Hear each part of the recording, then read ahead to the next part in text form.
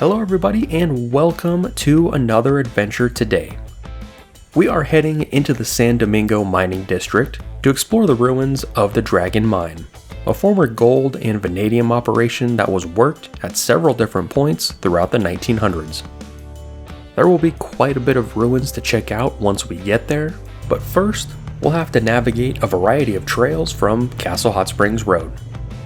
There will be some rocky washes, scenic mining roads, and some fun hills to tackle on our way to the Dragon Mine.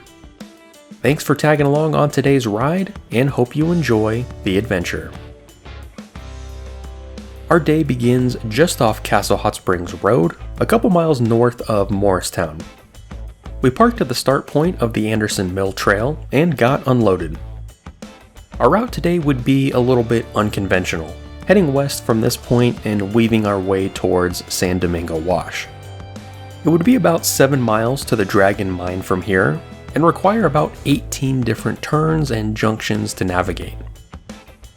This parking area and some of the land around here is state trust land, so you may want to check a map and or carry a permit with you if you come out. After getting the ATVs refueled and loaded up, we set out on the trail. We headed north on the wide road. After crossing Little San Domingo Wash, we stayed left and headed west towards the Dragon. The trail instantly became less traveled. Around the mile mark, we split off to the left and headed southwest, through some rockier trails, and eventually made it into a wash.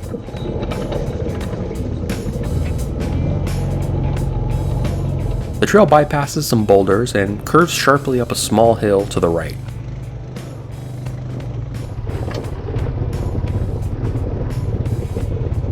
After a quick drop-off, we were soon back in the wash and passing through a scenic, narrow area.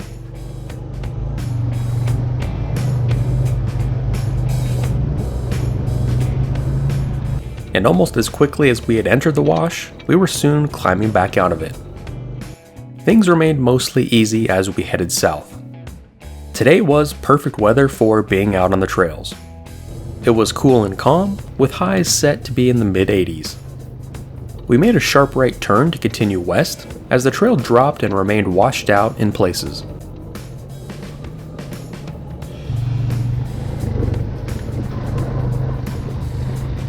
After a brief stop to make sure we were still on the right track, we continued on. The trail crossed a small wash and remained narrow and tight in places. This is certainly not a very well-used trail. Some of these are probably old mining roads that only see the occasional vehicle nowadays. Things remained moderate as we twisted and turned across more washes and up and down small hills. After a few rocky sections, we eventually arrived at a T-junction at the remains of the Bluebird Mine. There didn't seem to be much here, so we continued to the north, where the trail got more scenic as we entered more hilly terrain. We continued along, passing several mining claim signs.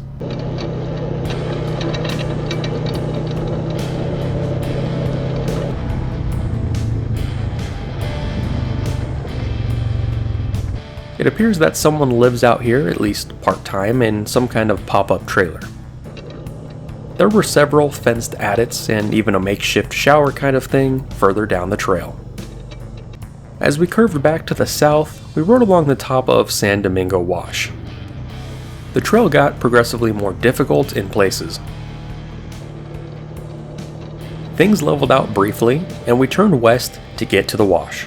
The only problem? There was still a little bit of elevation to drop. At first, it wasn't too bad.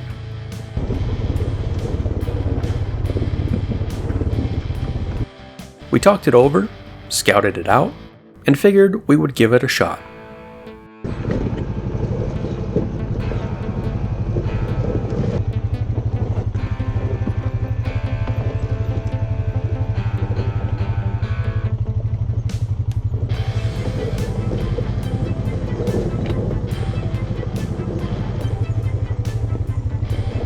Things were rocky, rutted out, and got quite steep in a few spots.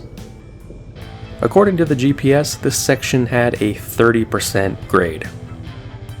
With some loose rock and not much room for air, it was slow and go as we made our way down.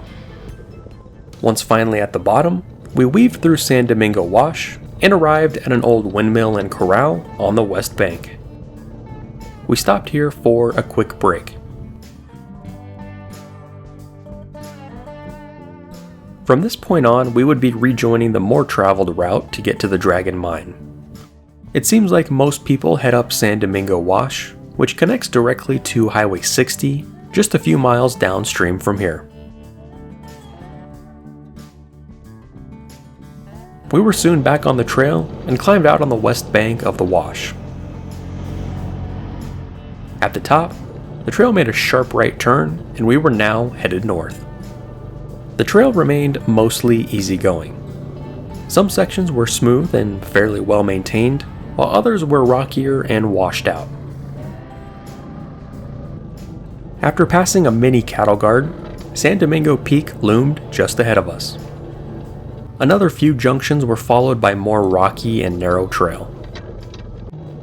7.5 miles from where we started, we turned right and finally arrived at the Dragon. We quickly parked and set out for a walk around the seemingly countless ruins left behind today. Cement foundations remain standing all throughout the property, and piles of metal siding, roofing, along with collapsed wood framing were scattered about.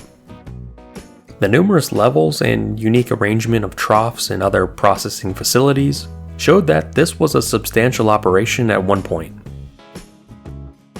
The area around the Dragon Mine has long been productive. Much of the San Domingo area was home to placer mining throughout the late 1800s. Around the turn of the century, miners began looking for the source of these placer riches, and as a result, the Dragon was found. First called the Julia Mine, this area was developed as a prominent gold source. During World War I, in 1917, the ore from the Julia was found to be high in vanadium. The Dragon Mining and Development Company was incorporated later that year and raised money to operate the Julia workings under its new name. The Dragon produced vanadium as a byproduct for the war effort, but continued to churn out gold as several rich veins were found and valued at $3 to $30 of ore per ton. A 50-ton mill was soon constructed on site, as well as an assaying plant, and concentrates of ore were able to extract as much as 6 tons per day. A newspaper report from May of 1918 proclaimed that because of the Dragon, Arizona will soon be doing just that much more toward her bit in helping Uncle Sam win the war. Little did they know at the time, the war would end just a few months later. The main shaft was sunk to the 110-foot level, but after the end of the war, prices plummeted and the property was forced to close down. By 1928, the mine was taken over by the United Vanadium Corporation. The Dragon was further developed, and the mill on site was revamped and enlarged. Work continued for a couple years as the main shaft was sunk to the 267-foot level, and several additional tunnels were dug. However, the onset of the Great Depression forced prices down again, and although the Dragon was able to hold on for a few years, by the late 1930s, the mine was forced to be abandoned a second time. The mine sat idle for decades, but once again drew interest in the late 1970s and early 80s. At this point, however, more interest lay in the massive mine dumps produced from earlier workings. The waste rock was estimated at 20 to 25,000 tons of material, with small percentages of gold and vanadium remaining. As is the case with many other mines, modern techniques were thought to be able to recover a lot more ore from these old workings. Under new ownership and another new name, the Luan, leaching ponds were built a few hundred yards southeast of the Dragon. Old tailings were reprocessed with limited success. Photos taken in the early 80s from the Arizona Department of Mines and Mineral Resources show some of these later workings with San Domingo Peak in the background.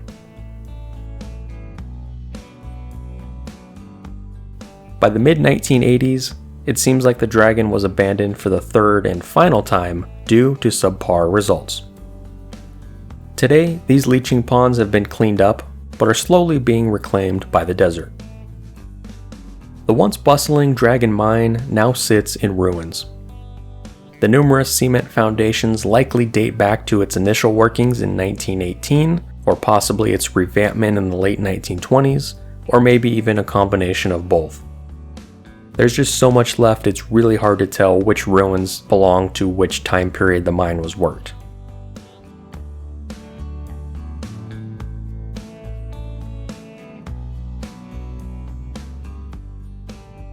The large cement troughs and 4-post cement tank are some of the unique things left behind, and only leaves partial clues as to their original purpose. A small trash dump sits closer to the wash, while the larger waste rock pile seems to be relatively unchanged.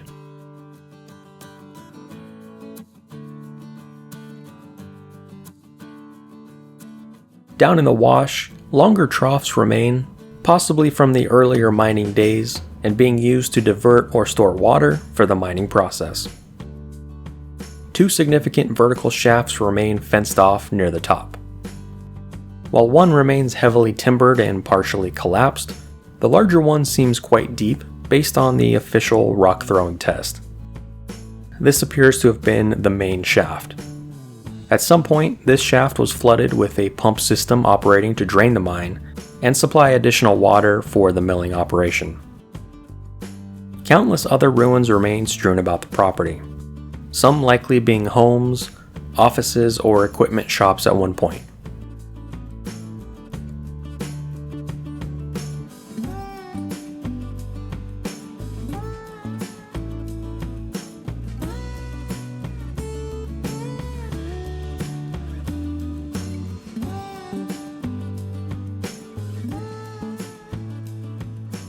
It was really neat walking around to check things out here at the Dragon.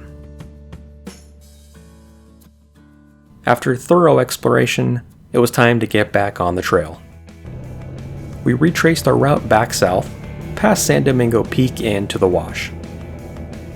In the Wash, we headed south to try and find an easier way around the steep hill, and to see if this was the more popular route.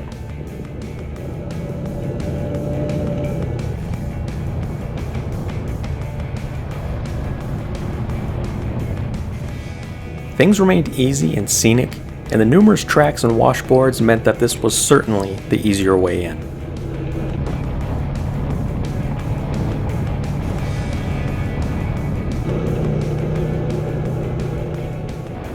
After some on-the-fly navigation, we were soon climbing a gentler grade out of the wash, past a house, and through a massive amount of cholla as we headed back north. We quickly ended up back at the Bluebird Mine, the junction we had passed through earlier in the day. There didn't seem to be much left here other than some tailing piles.